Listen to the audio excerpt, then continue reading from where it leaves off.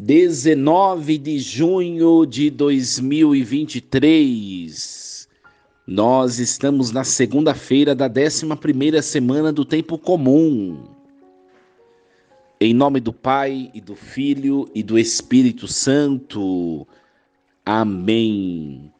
Meus queridos filhos e filhas, um bom dia a todos. Vos saúdo com a paz de Jesus. Louvado seja Deus que nos deu essa oportunidade de nós nos reunirmos virtualmente para meditarmos sua palavra. Nós vamos contemplar nesta segunda-feira a primeira leitura proposta pela liturgia da igreja, 2 Coríntios capítulo 6, versículos do 1 ao 10. Irmãos, como colaboradores de Cristo, nós vos exortamos a não receberdes em vão a graça de Deus, pois ele diz: no momento favorável eu te ouvi, e no dia da salvação eu te socorri. É agora o momento favorável, é agora o dia da salvação. Não damos a ninguém nenhum motivo de escândalo, para que o nosso ministério não seja desacreditado. Mas em tudo nos recomendamos como ministros de Deus, com muita paciência em tribulações, em necessidades, em angústias, em açoites, em prisões, em tumultos, em fadigas, em insônias, em jejuns, em castidade, em compreensão, em longanimidade, em bondade, no Espírito Santo, em amor sincero, em palavras verdadeiras, no poder de Deus, em armas de justiça, ofensivas e defensivas, em honra e desonra, em má ou boa fama.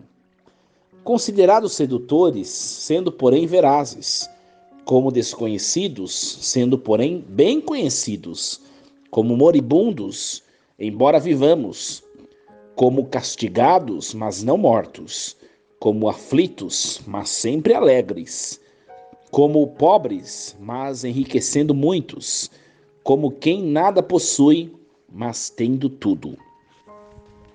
Palavra do Senhor. Graças a Deus. Meus queridos filhos e filhas, uma palavra muito bonita hoje, esta que a igreja nos apresenta, 2 Coríntios capítulo 6.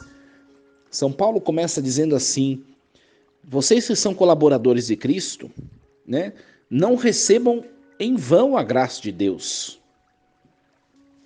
Então isso é muito importante para nós, meus queridos, porque às vezes, sabe o que acontece?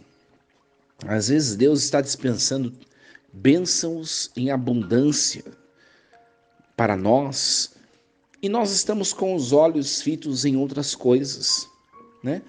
É só olhar as pessoas, né? Todo mundo tem seus desafios na sua vida.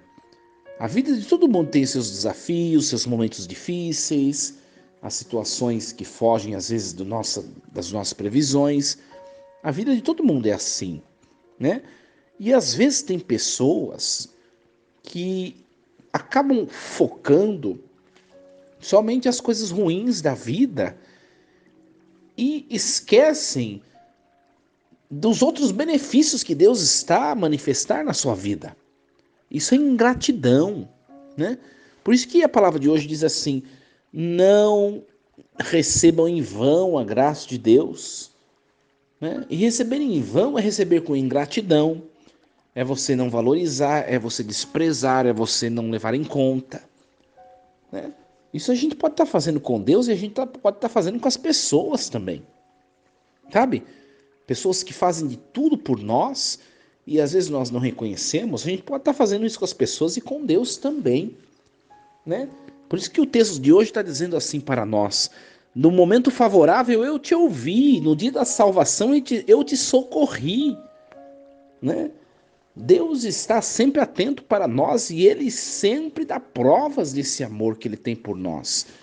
O problema está em nós, porque nós às vezes não reconhecemos o amor de Deus que tem se manifestado em nossa vida, em nossa história, né? E aí Paulo vai dizer assim: Não podemos dar motivo de escândalo para os outros, né? Quem não reconhece os favores de Deus, quem não é grato, quem deixa a graça de Deus passar por si e não reconhece, acaba dando mau testemunho para os outros. Nós não podemos ser motivo de testemunho para os outros. E aí ele começa a falar uma série de coisas, né? Mas em tudo nos recomendamos como ministros de Deus, com muita paciência, em tribulações, em necessidades, em angústias, em açoites, em prisões, em tumultos, tal, com muita paciência. O nosso testemunho daquilo que recebemos de Deus, o nosso testemunho para o mundo é muita paciência. Nós somos pessoas pacientes, pessoas que sabem esperar em Deus, pessoas que resistem às fadigas do dia, às tribulações e tantas outras coisas que Paulo vai elencando nesse texto que nós acabamos de proclamar, que é fruto da paciência, pessoas que sabem ser pacientes e esperam em Deus. Esperam em Deus. E aí depois ele termina assim: nós somos vistos como desconhecidos, sendo, porém, bem conhecidos, como moribundos, embora vivamos, como castigados, mas não mortos, como aflitos, mas sempre alegres. Enfim, o que ele está tentando dizer? Que o mundo, as pessoas que não conhecem a Jesus, que não têm intimidade com Jesus, as pessoas às vezes vamos enxergar de maneira muito errada. E nós temos que saber que isso vai acontecer, né? Eu posso partilhar um pouquinho com vocês a questão de ser padre, por exemplo, hoje em dia.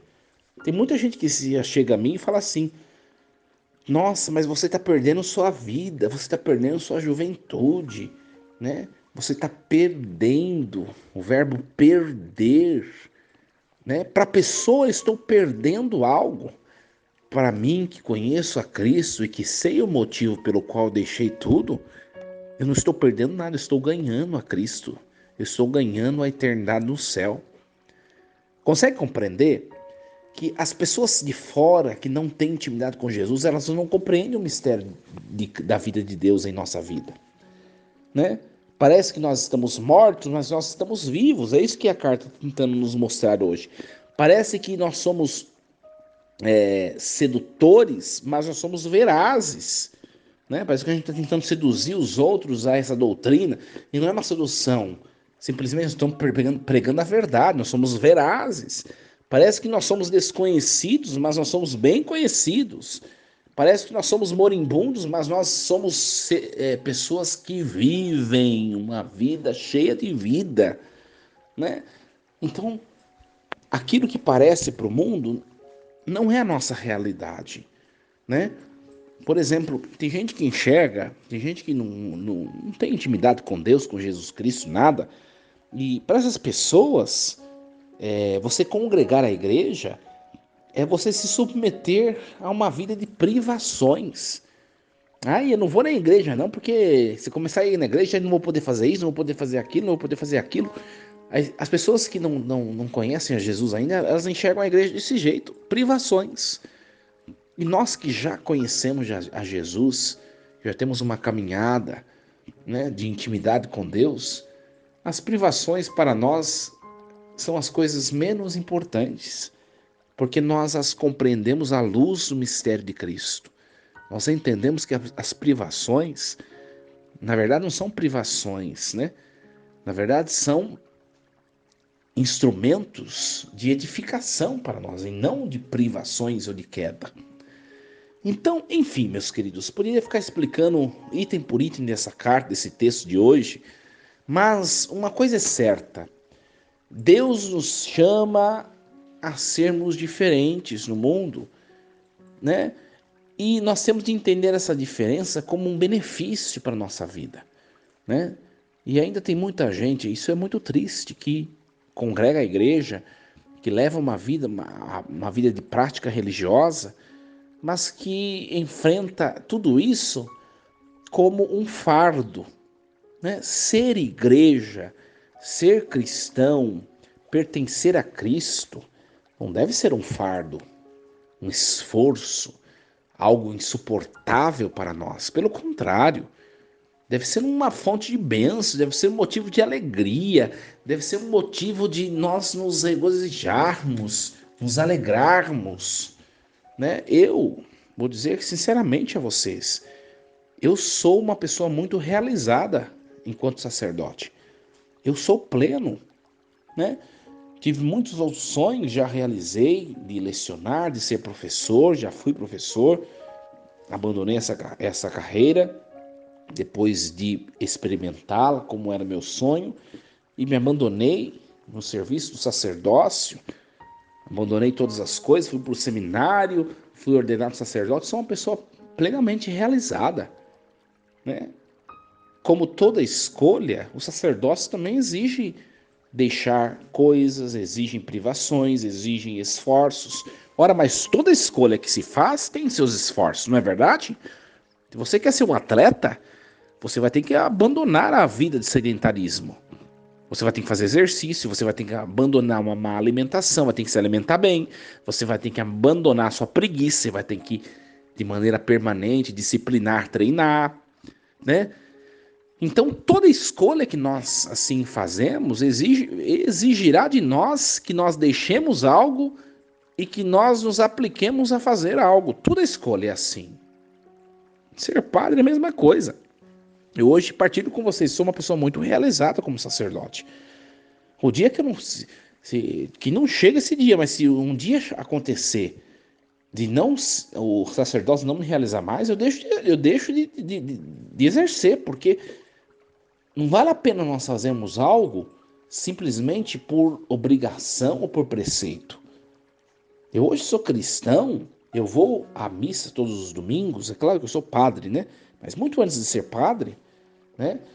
Eu praticava os preceitos da igreja, os mandamentos da igreja, os 5 mandamentos da igreja, com alegria, participava de todas as missas de fim de semana e festas de guarda, todo fim de semana ia à missa, né? Entregava o meu dízimo, guardava o jejum, né? Confessava quando manda na igreja e às vezes até mais. Isso antes de entrar no seminário, mas eu fazia com alegria, era meu prazer fazê-lo. Eu acho que aí está o sentido, né? O verdadeiro sentido do testemunho de Cristo no mundo. É isso que o mundo precisa, pessoas que vivam, que sejam de Deus, porque de fato se decidiram por isso.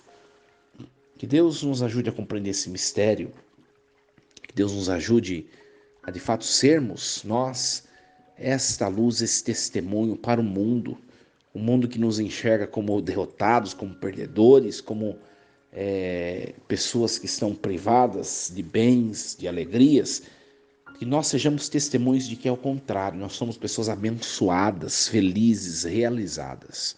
Esse é o nosso testemunho, esse é o testemunho que nós devemos dar ao mundo. Meus queridos, desejo uma semana abençoada a todos vocês. Deus abençoe, guarde e proteja, força e coragem. Em nome do Pai, do Filho e do Espírito Santo. Amém. E lembremos-nos sempre, Deus está no comando de tudo.